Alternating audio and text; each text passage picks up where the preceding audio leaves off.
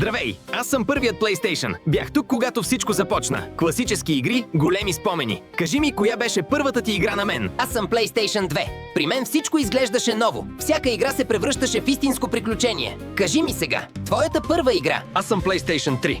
Тук нещата станаха сериозни. По-добри графики, по-големи вселени, повече време за забавление. Коя игра те грабна най-много? Здрасти, аз съм PlayStation 4. С мен прекарваше часове, изследваше, биеше се, завършваше всичко. А какво игра най-много?